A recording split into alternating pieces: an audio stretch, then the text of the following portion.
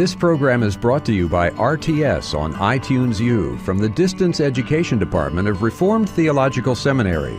For more information on RTS degrees and programs, please visit us at www.rts.edu or call 1-855-854-6920.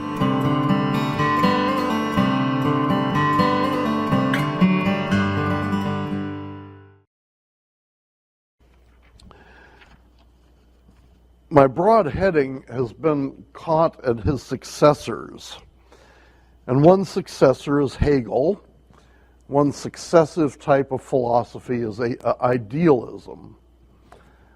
Now, another kind of successor to Kant and a successor to Hegel is the philosophy of Karl Marx. Marx's philosophy has been called dialectical, just as Hegel's philosophy is dialectical. The difference is Hegel's philosophy is dialectical idealism. It's a view that everything is mental, everything is ideas. But Hegel also believed that once you understand the process of mind, you also understand the process of nature and history. So there's not a complete division between thoughts and realities. But anyway, for Hegel, he's mainly an observer of thought. And for Marx, Marx is known as a dialectical materialist. So for Marx, the basic things are not ideas, but rather material realities. And that's where I begin on the lecture outline. The basic forces in history to Marx are not ideas, as Hegel thought, but economic relationships, specifically what he calls relations of production. That is, the relationships between owners and workers. There's a duality, there's a conflict, a dialectic, if you will, between owners and workers. And that is a zero-sum game. When the owners make a profit, they make that on the backs of the workers, okay? When the rich become richer, the poor get poorer. You get that rhetoric among in some of the political discussion today. The war on the rich.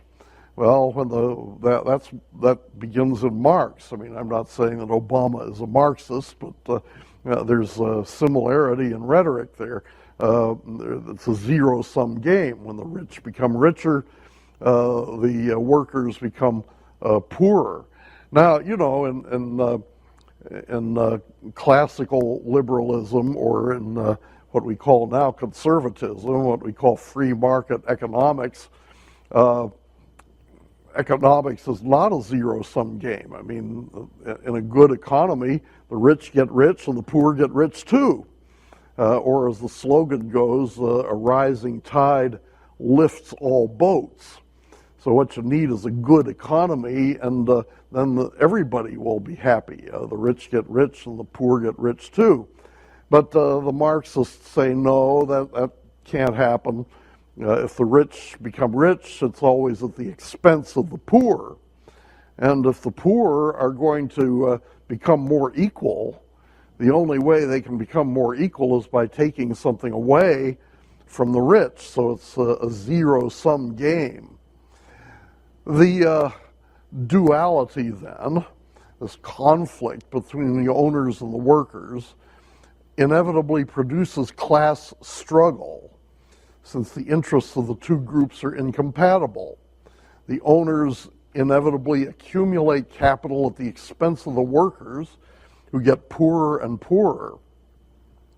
This discrepancy provokes revolution of the lower class against the higher class, which in turn produces a new social order.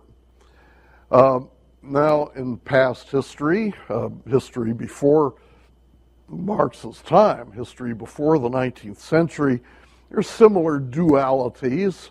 There are similar class struggles, the struggle between the master and the slave, the struggle in the medieval period between the lord and the serf.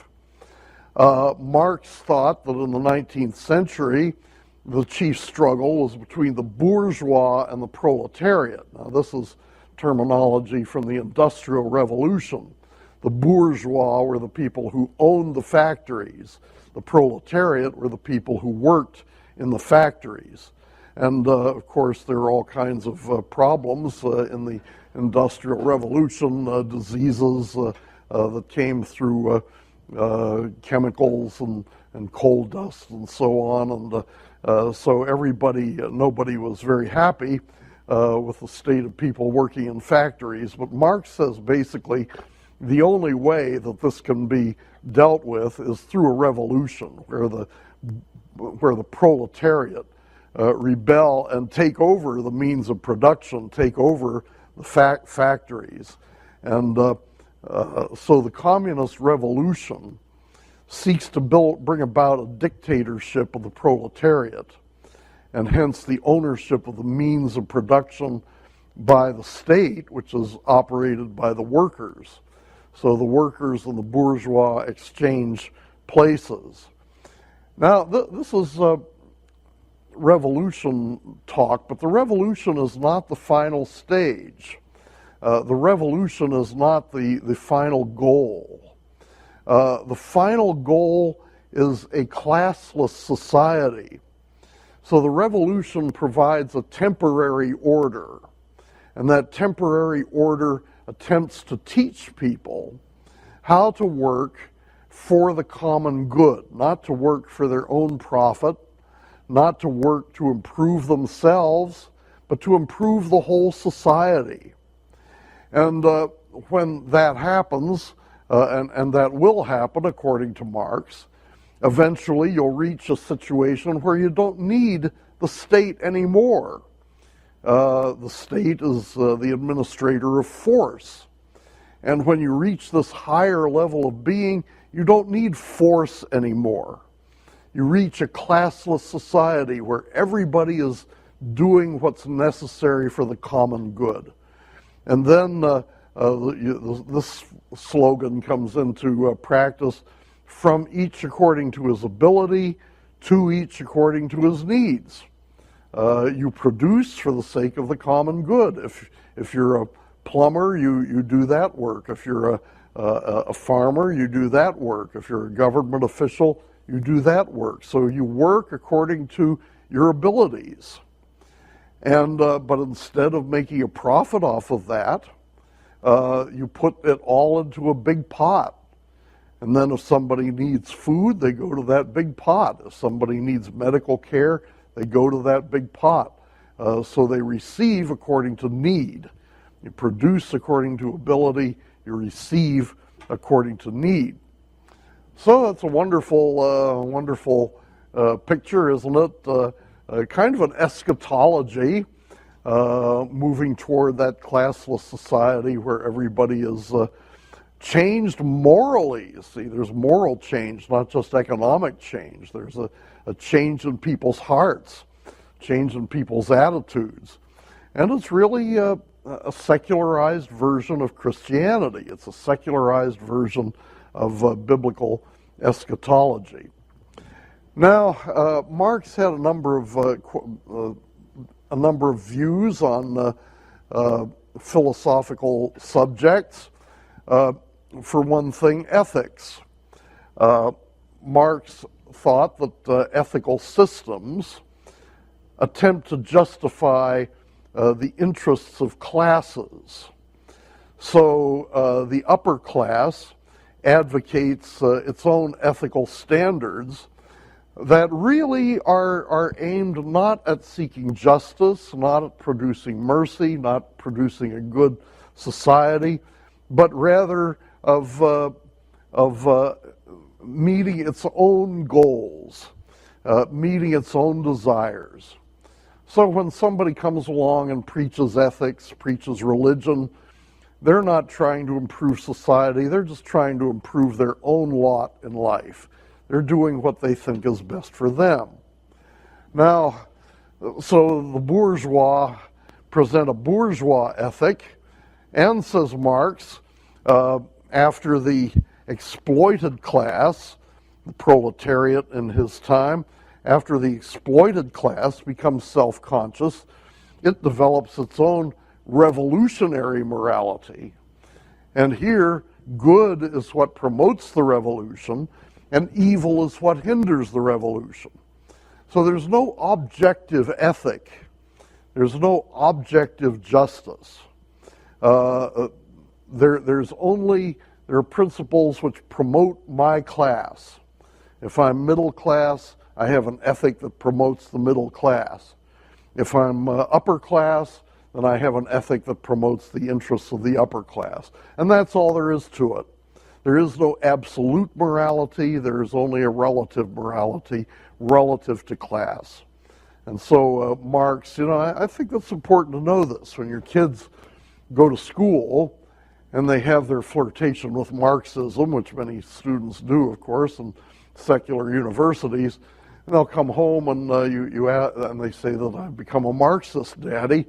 And you say, well, why have you become a Marxist? Usually they'll say, because Marxists care about the poor. Usually they'll say that Marxists advocate justice in society. And I think at this point it's nice to point out, no. Marxism doesn't advocate justice.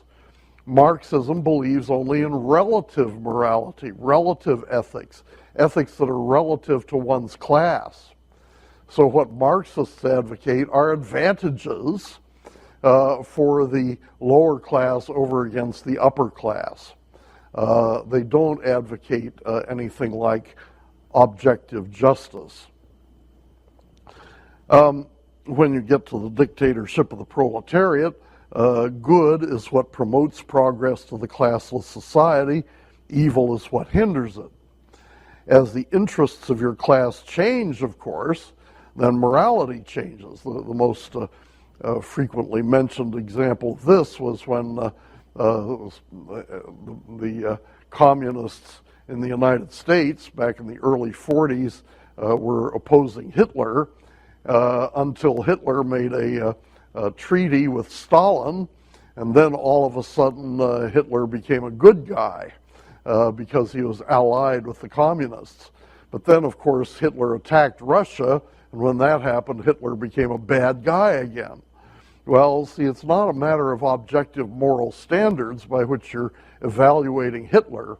It's a matter of class interests. You want to advocate something that serves the fortunes of Russia, that serves the fortunes of the Communist Party, and if that ethic requires you to praise Hitler, then you'll praise Hitler. If it requires you to condemn Hitler, then you'll condemn Hitler. So again, nothing like an objective set of values in Marxism. Now that's so much for ethics. What about religion? Well, we're all familiar with Marx's statement that religion, and when he says religion, of course, he means Christianity. That's what all of these people mean. Christianity is the opiate of the people. What does that mean? Well, that means that Christianity is an ideology concocted to keep the workers in their place, to make the workers be satisfied with their lot. See, in the New Testament, Paul doesn't tell the slaves to rebel against their masters. He tells them to obey their masters because they will belong to Christ. They will have their reward in the next life. So Marx says Christianity aims at keeping the workers in their place, holding back the revolution. But for Marx, the revolution is the only thing that can bring help to these people. Marx didn't even Marx recognized, as anybody must recognize, that Christianity has often helped the poor. The abolition of slavery, the taking care of widows and orphans, all the social improvements that Christianity has been responsible for. Marx knows about that, but he condemns that too. Even when Christianity is at its best, even when Christianity is at its most prophetic, Marx says it's not enough. Because if you encourage people to think that Christianity can solve all the problems, then the revolution will never happen. And Marx believes that the only thing that will improve the lot of these people is the revolution. So you have to get rid of Christianity, or else you won't have the revolution. You can read some of my comments here. I think sometimes Marx is incisive in that there are some societies that are set up so that the rich get richer and the poor get poorer. Certainly there's some what are called aristocratic societies in Latin America, certainly like that, and this is why perhaps Marxism has taken such deep roots in Latin America. Liberation theology has developed very powerful representatives in Latin America. So Marxism is helpful in describing how that happens. But remember that Marx is wrong about a lot of things. Marx is wrong about the proletariat rising up in revolution. That never happened.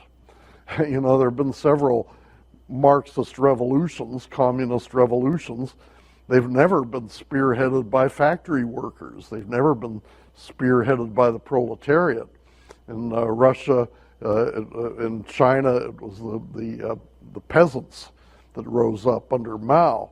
And so in Russia, when it became the Soviet Union, the revolution was spearheaded by some professional revolutionaries under the leadership of Lenin, and there was no mass movement really. It was a coup d'etat that took over the state from the Tsars. And of course, remember that in Marxism there's ethical relativism and a kind of absoluteness of class values that produces a rationalist-irrationalist dialectic. Well, I say more about that in my ethics book, Doctrine of the Christian Life. The preceding program has been brought to you by RTS on iTunes U and may not be reproduced or disseminated in part or in whole for sale or for profit without express written consent. For more information on RTS degrees and programs, please visit us at www.rts.edu or call 1-855-854-6920.